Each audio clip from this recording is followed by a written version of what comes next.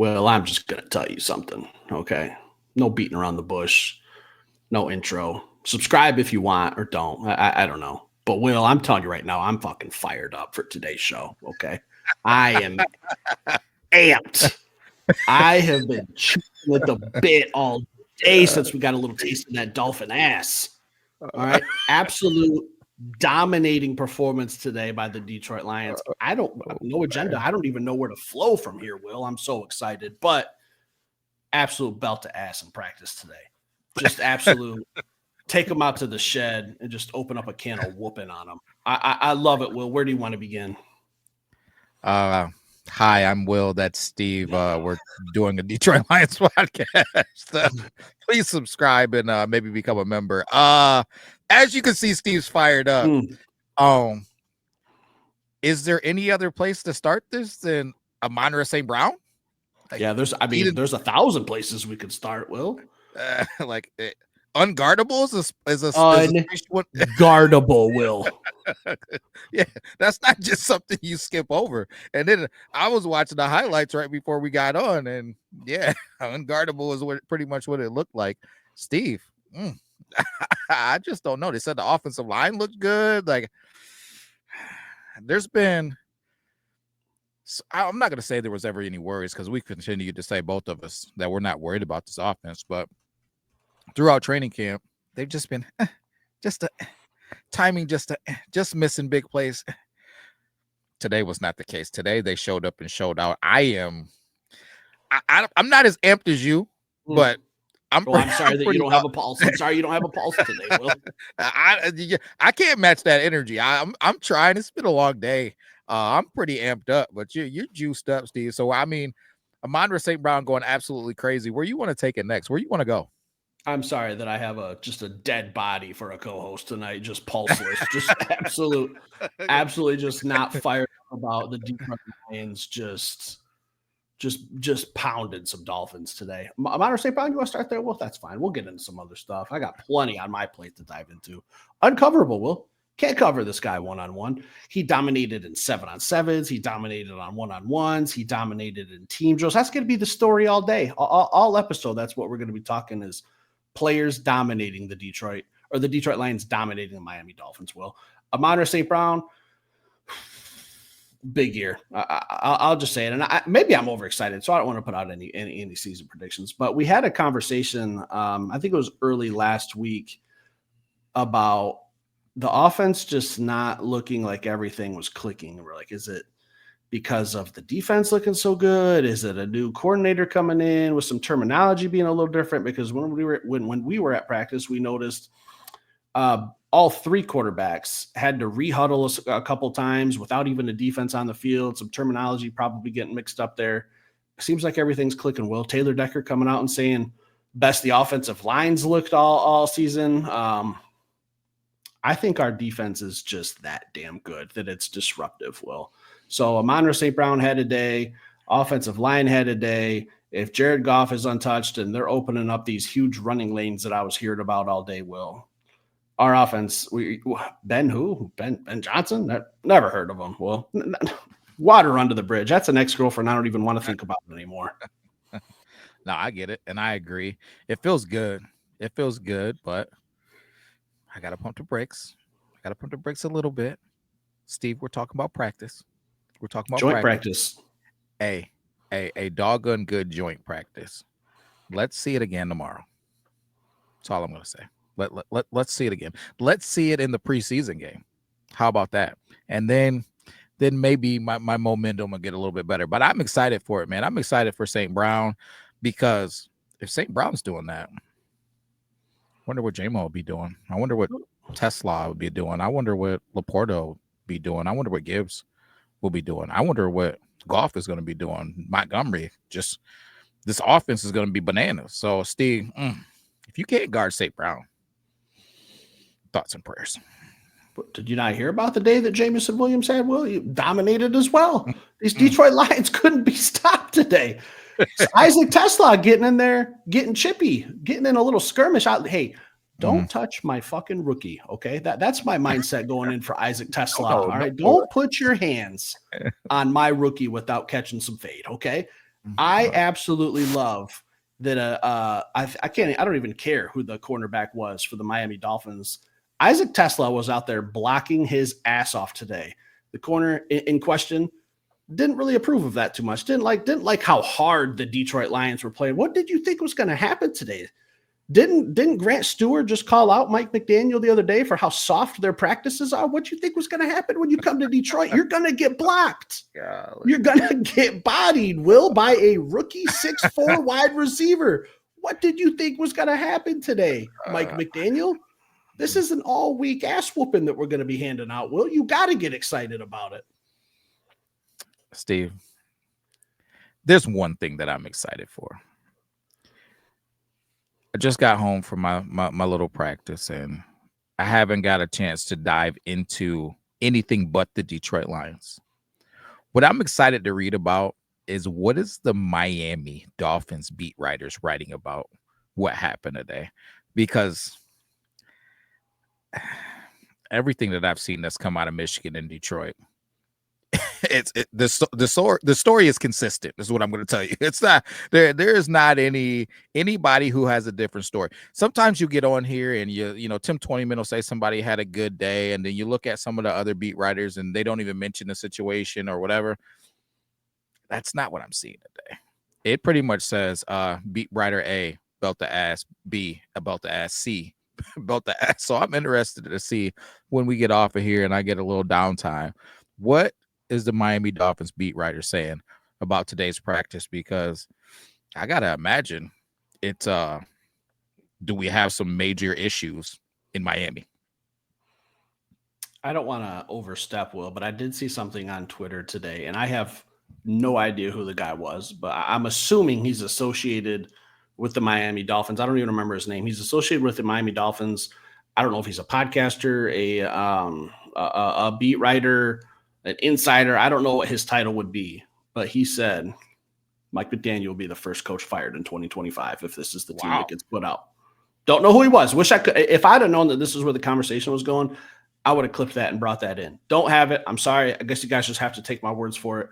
And I'll tell you right now, from what I've heard from the Detroit Lions beat writers, I'm with you. Like usually it's, some guys see things a little bit differently. I think everyone, Corey Woods, Tim 20-Min, Jeremy Reisman, all those guys are saying the same thing. The Detroit Lions dominated today. Offensively, defensively, out-physicaled, out-executed, out-coached, whatever it may be, Will. And do the same thing tomorrow. And I'm going to be the happiest guy in the world because I'm telling you, I haven't been this excited about an episode in a long time, Will. Yeah. Because this is football, all right? This is the end of training camp coming to an end here, just a couple more short weeks, and to hear how we're doing against another team with our ones, our starters that we haven't got a chance to look at in preseason games, just a couple snaps here and there in practice, and it's been kind of lopsided where the defense is dominated. And we had a conversation, is our offense maybe taking a slight little baby step back, or is the defense legit? Well, I think it's leaning more and more for me toward defense is looking legit. Steve, while you were speaking, I took a second, and I agree with you. This defense is legit, but I just took a little second to type in Detroit Lions, Miami Dolphins joint practices on Twitter. Miami is not saying nice things about Miami.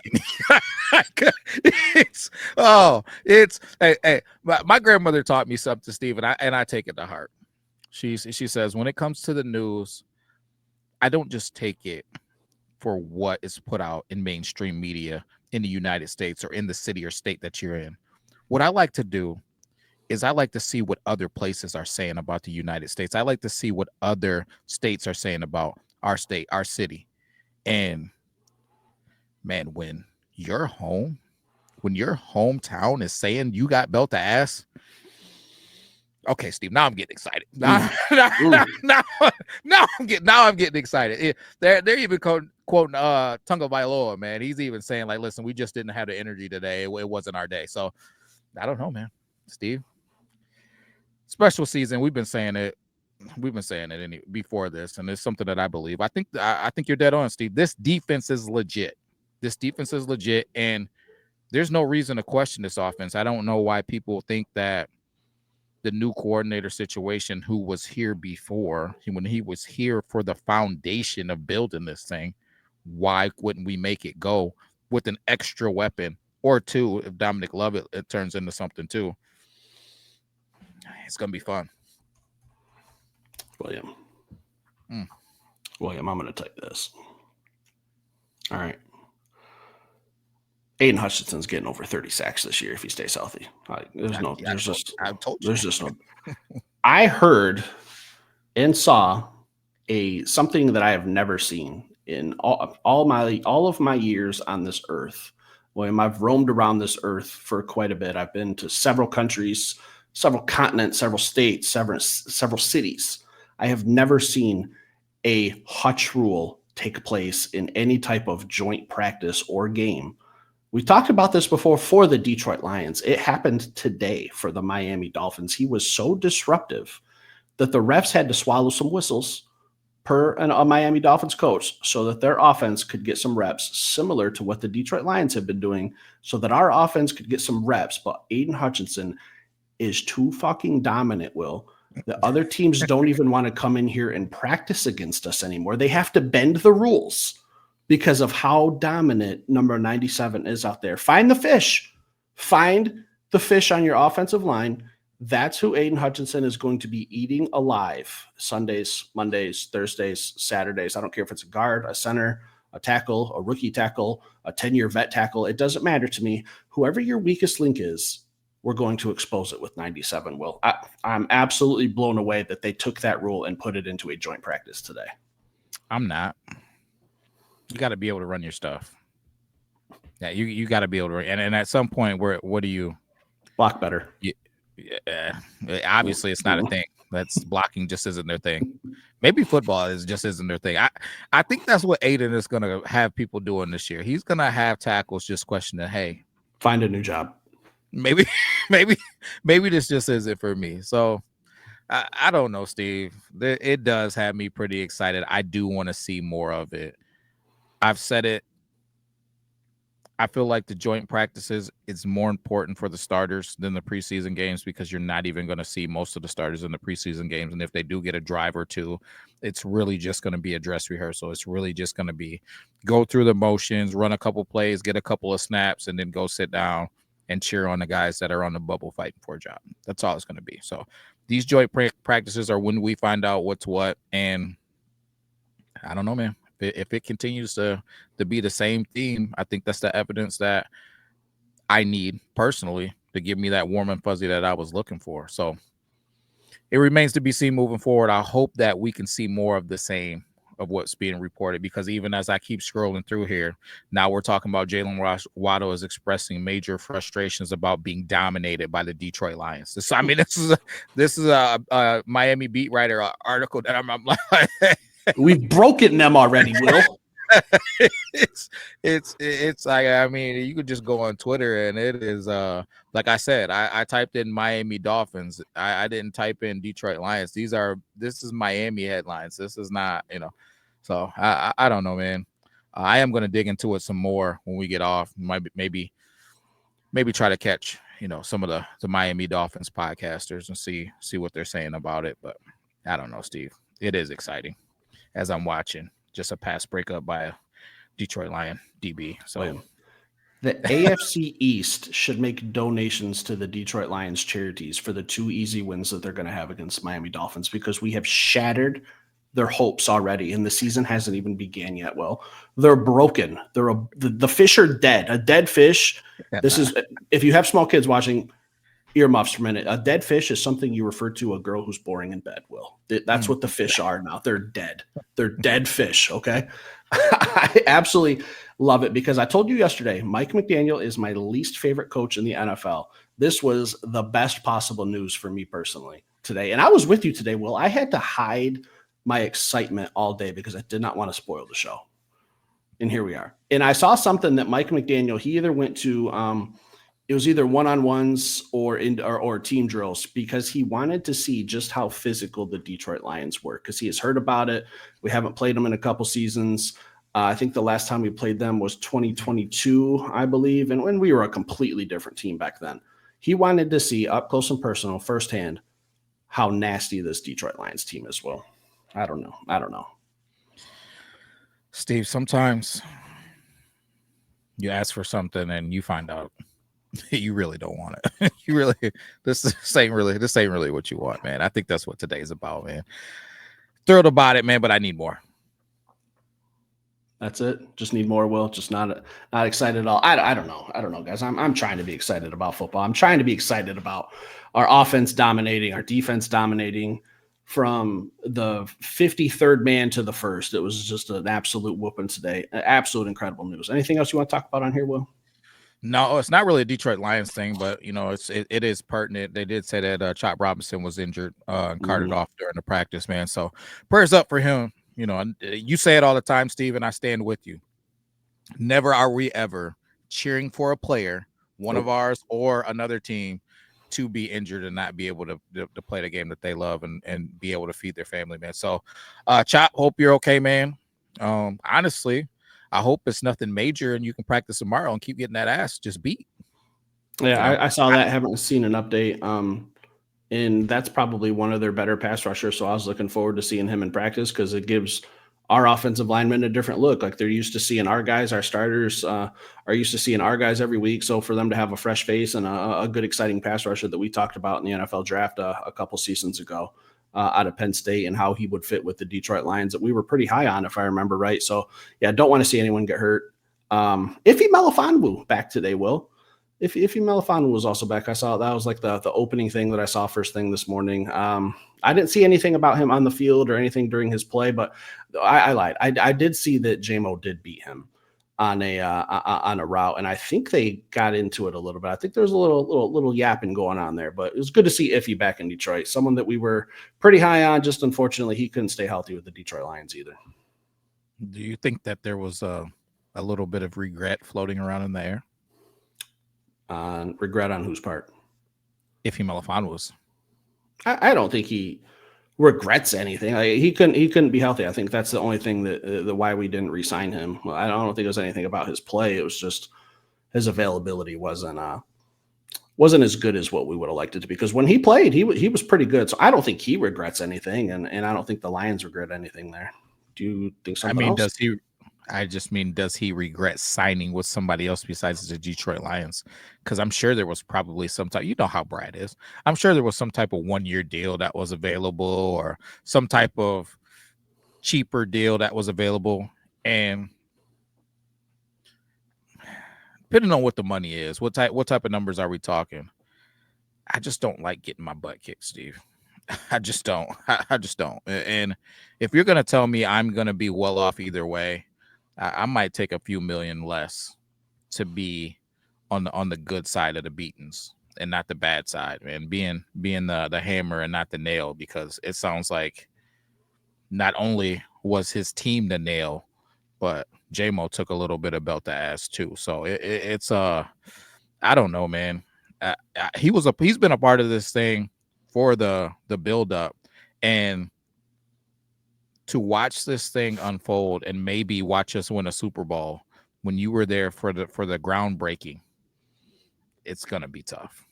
Yeah, I don't know. I really liked Ify, but it was just health for me. He had one of the most important Detroit Lions interception right up there when he had the ceiling interception against the Minnesota Vikings a couple years ago in Minnesota. Gave us the first NFC North Division title in 30 years. Something I'll always remember. I liked Ify, just he was never healthy for us. I think it was a good time for him to move on. I think he's got a better opportunity with the Miami Dolphins to get some reps, because I think he looked at the safety and defensive back room and was like, ooh, man, like these guys are bringing in DJ Reed and Terrion Arnold, and at the time, Ennis Rakestraw. You're not going to be playing much safety with Brian Branch and Kirby Joseph, who just got a monster contract. So I don't know where he fit, and maybe him and his agent were forecasting that a little better. Yeah, I could dig that, man. But why go to the Miami Dolphins is what kind of where I'm at. Does he regret either if I didn't stay with the Detroit Lions, why did I go to this team that's getting their brain beat in?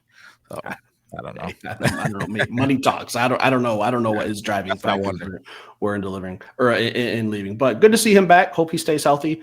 We don't have the Dolphins on our schedule this year, so after this week, bygones be bygones. Good luck. Maybe I wouldn't bet on it, but maybe we'll see you in the Super Bowl or something. I don't know, but I would like to see that matchup, but I wouldn't put a lot of eggs into that basket, Will. Oh, you never know. Things happen.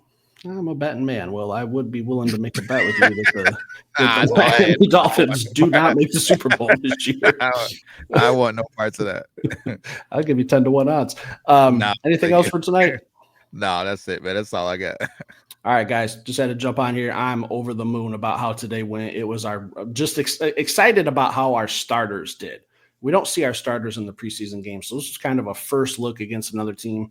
That's why I'm so excited. Not a fan of Mike McDaniel. Don't care. But again, don't wish any injuries on anyone. Stick around, hit that like button. We'll be back later with another show. Peace.